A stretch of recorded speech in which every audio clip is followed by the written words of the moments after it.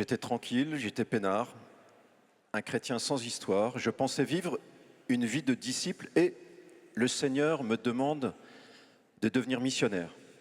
Je voulais juste suivre Jésus, mais Jésus se retourne, il m'appelle et il m'envoie. Le Seigneur en désigna encore 72 et les envoya deux par deux en avant de lui, dans toute ville et tout endroit où lui-même devait aller. Il leur disait, « Allez, je vous envoie. » Cet envoi en mission est une surprise. Les disciples ne s'y attendaient pas, nous non plus. Nous ne nous sentons pas prêts, pas assez formés, pas assez solides, pas totalement légitimes. Et nous sentons bien aussi que ce n'est pas une petite affaire. C'est un tournant. C'est vrai, devenir missionnaire est une révolution dans la vie chrétienne. Il y a un avant et un après, c'est une dimension de notre conversion. Et conversion, ça ne veut pas dire un changement à la marge. Conversion, ça veut dire une réorientation de ta vie. Donc, c'est normal d'avoir peur, c'est normal d'avoir envie de fuir, c'est normal d'avoir plein de bonnes excuses qui nous viennent à l'esprit. Ce virage, certains d'entre nous l'ont vécu il y a longtemps, d'autres plus récemment. Et pour certains, c'est en train de se passer ce week-end. Alors nous prions spécialement pour vous. Mon expérience de disciple, ma joie de connaître Jésus, à un moment, le Saint-Esprit me fait comprendre que ce n'est pas que pour moi. À un moment, le Saint-Esprit me fait comprendre que je suis appelé à partager ce trésor. Le Seigneur t'a fait vivre des expériences de grâce et il te demande maintenant, à toi, d'en être le témoin. Nous avons tous la joie de connaître et de goûter le pardon et la réconciliation avec Dieu. Et Jésus nous adresse la même parole qu'aux disciples après la résurrection. À vous d'en être les témoins. Est-ce que tu as donné ton oui à cet appel? Peut-être que c'était moins frontal comme appel. Dieu s'adapte à nos tempéraments. Peut-être que Dieu t'a rendu sensible à l'absence de repères, à la soif spirituelle de tant de nos contemporains. Et peut-être que face à ce monde désemparé, face à ces multitudes sans berger, tu as comme entendu la voix de Dieu qui disait « Qui enverrai-je ? Qui enverrai-je » Le prophète Isaïe a entendu cette voix et il a répondu « Envoie-moi ».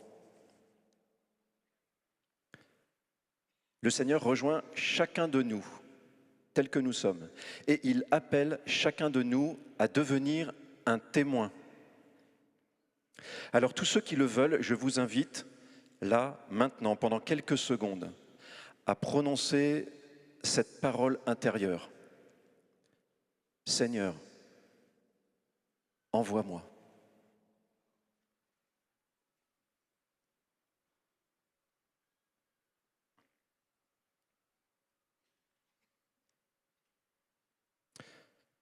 Que va-t-il se passer maintenant?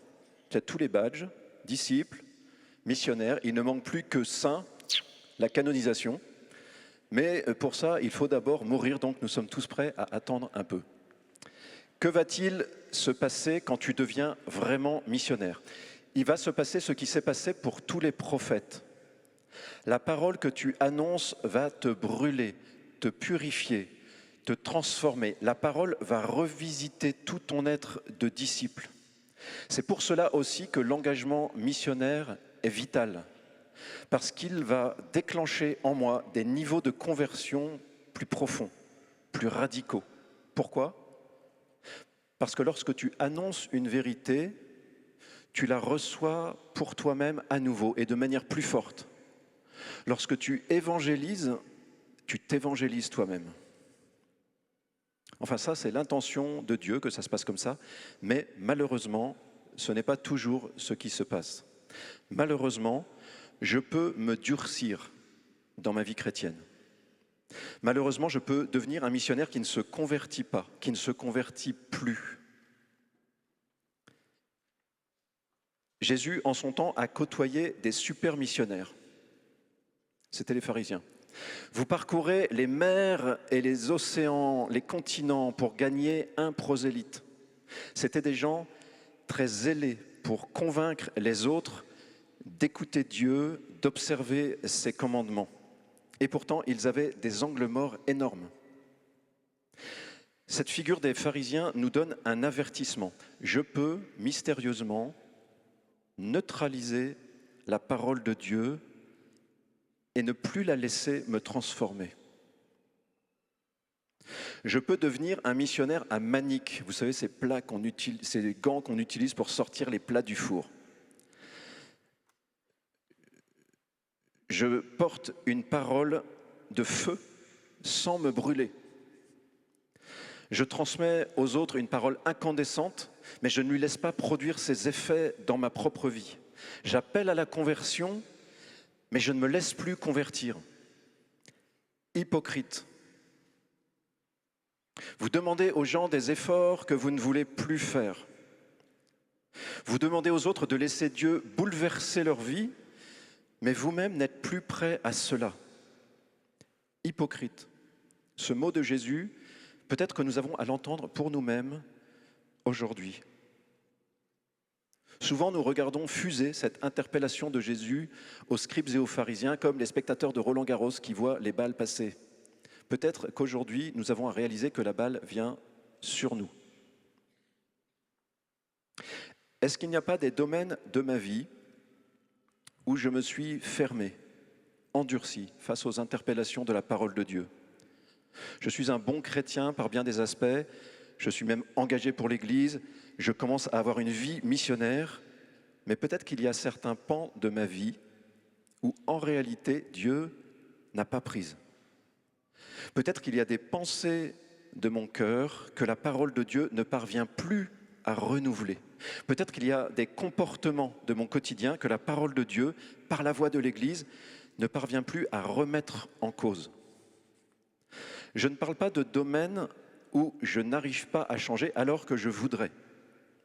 Je parle de domaines où je n'ai pas l'intention de changer, où je n'ai pas de problématique de changement. Je donne 5 pistes sans ordre. 1. Je me suis enfermé dans la colère vis-à-vis d'une personne et l'appel insistant de Jésus à pardonner n'a plus de prise sur moi. Quelque chose s'est durci dans mon cœur. Je ne veux pas me convertir à l'évangile de la miséricorde. 2.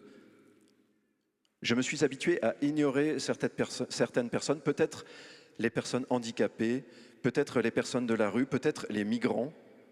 Il y a des pauvres que je ne veux pas voir. Je ferme l'oreille aux paroles du Christ et aux enseignements de l'Église sur ces questions. Quelque chose s'est durci dans mon cœur. Je ne veux pas me convertir à l'évangile de l'amour des pauvres.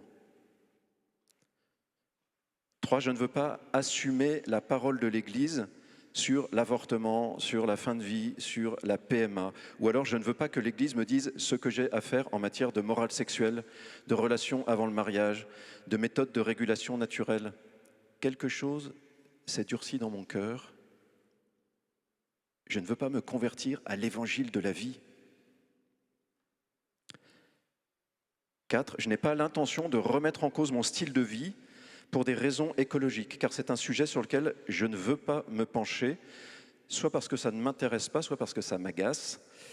Je n'entends pas le cri de la terre. Quelque chose s'est durci dans mon cœur. Je ne veux pas me convertir à l'évangile de la création. 5. Je veux recevoir les sacrements, la grâce des sacrements, mais je n'ai pas l'intention de m'impliquer dans une vraie vie communautaire en paroisse, ou bien je développe des relations uniquement avec les chrétiens qui me ressemblent. Je n'ai pas l'intention de faire d'efforts pour créer des ponts avec les cathos qui sont touchés par les sujets que moi j'évite. Quelque chose s'est durci dans mon cœur. Je ne veux pas me convertir à l'évangile de la communion. Nous avons tous, et moi le premier, des zones d'ombre dans nos intelligences et nos cœurs, des zones où nous ne laissons pas entrer la lumière. chacun de nous peut demander au Saint-Esprit une plus grande lucidité sur ces angles morts. Saint-Esprit, parle-moi, révèle-moi mes points d'aveuglement.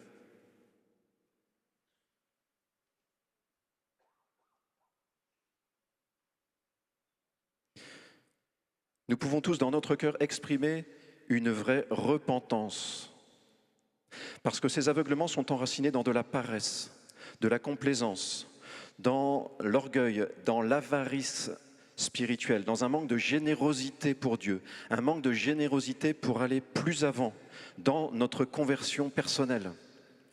C'est ce que dit sainte Thérèse d'Avila, nous sommes si lents à nous donner totalement à Dieu.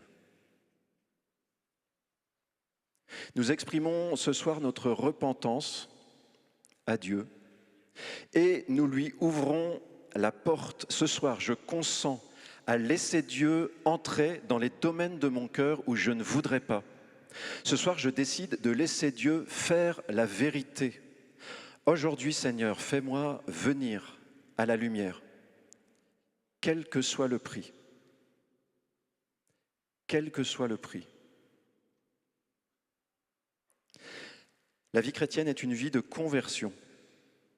Et il nous faut chacun laisser Dieu opérer cette conversion jusqu'au bout. Ce mouvement de conversion intégrale est décisif pour la mission de l'Église, pour 2 raisons. Première raison, c'est que Dieu veut faire de moi un missionnaire crédible. Dieu cherche des hommes et des femmes qui se laissent transformer par la parole qu'ils annoncent. L'incohérence des chrétiens est l'un des principaux motifs d'incroyance. Mes incohérences personnelles empêchent certaines personnes d'entrer dans la foi. Deuxième raison, c'est que Dieu veut faire de moi non seulement un missionnaire crédible, mais un missionnaire croyant, un missionnaire qui a foi dans la parole et sa puissance. Tu n'es pas simplement porteur d'un message, tu es porteur d'une puissance. L'Évangile est puissance de Dieu. L'Évangile est puissance de Dieu. La source de la conversion, c'est cette puissance qui est dans la parole de Dieu. Et comment annoncer avec puissance si je ne crois pas à cette puissance? Comment croire à cette puissance si je ne l'ai pas expérimentée pour moi-même?